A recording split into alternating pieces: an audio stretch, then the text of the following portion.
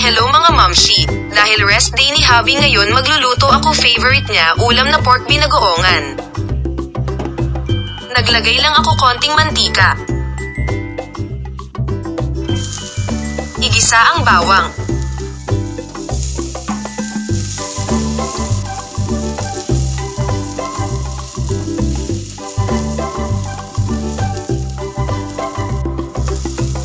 Isunod ang sibuyas.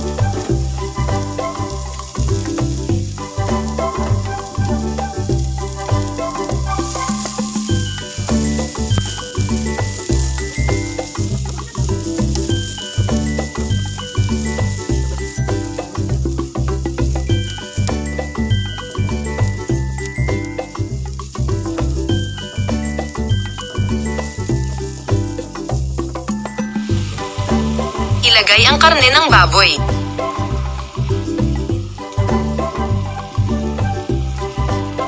Sangkotsahin para kumapit ang lasa ng aromatic.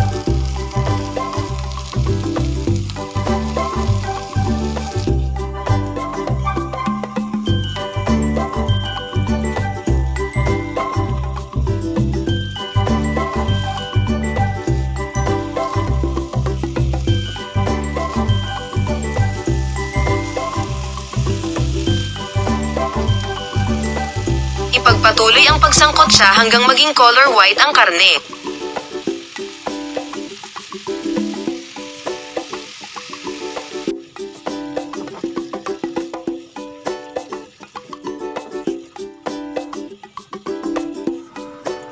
Sa pagkakataong ito, ilagay na ang bagoong alamang.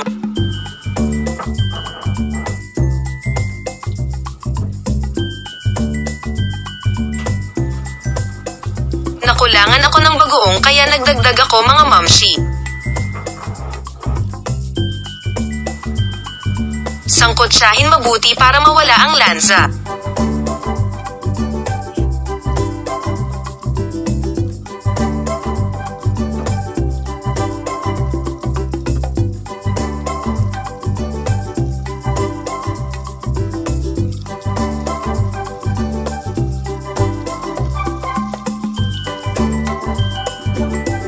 Naglagay din ako ng tig-isang siling labuyo at siling green na hiniwa ko ng maliliit para may sipa ng anghang ang ating binagoongan.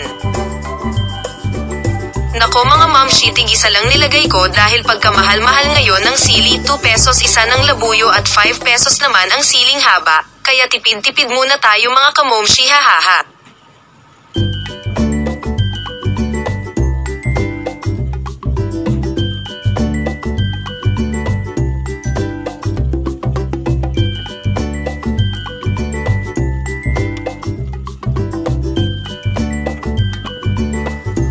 Inilagay ko na din ang kakanggata na magpapasarap sa ating pork binagoongan. Kayo mga mamshi, naglalagay din ba kayo ng gata sa inyong pork binagoongan? Style Bicol Express yata ito, hihi.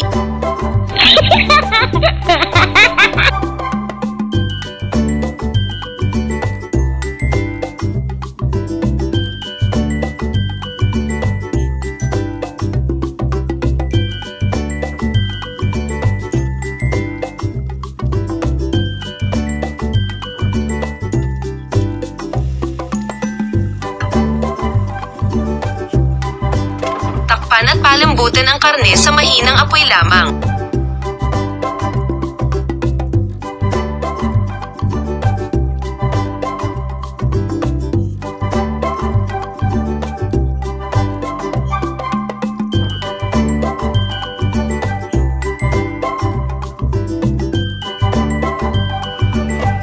Takpan muli hanggang sa lumapot ang sauce. Mas masarap ang pork binagoongan kapag tuyo at nagmamantika sa gata mga mamshi. Luto na ang karne kaya ilagay na ang hiniwang talong.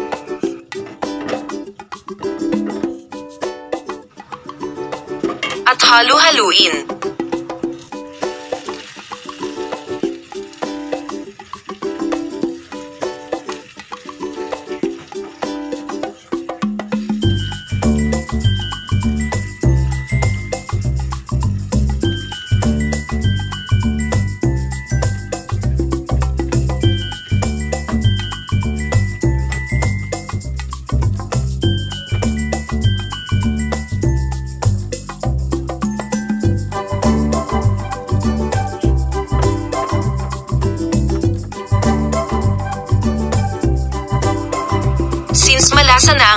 pork binagoongan dahil sa ating bagoong ay naglagay na lamang ako ng paminta pandagdag na rin sa lasa.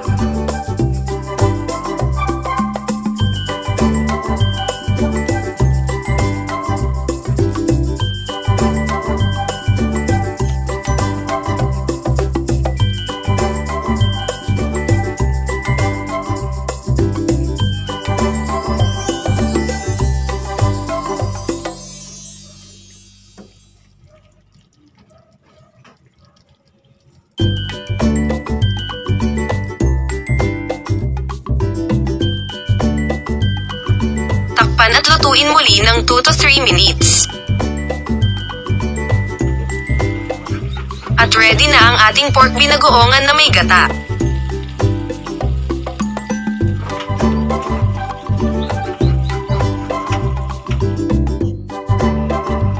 Masarap kumain habang mainit pa ang kanin. Kaya kain po tayo mga momshi, mga papshi at mga anakshi.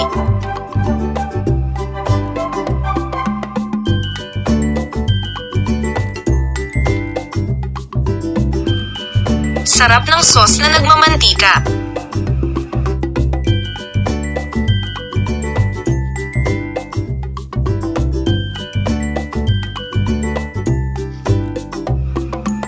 Kain po tayo.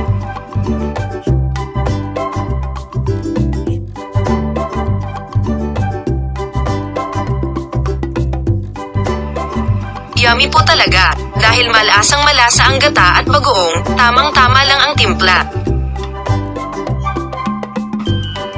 Ayun lang po, salamat sa panonood, bye-bye sa lahat, God bless.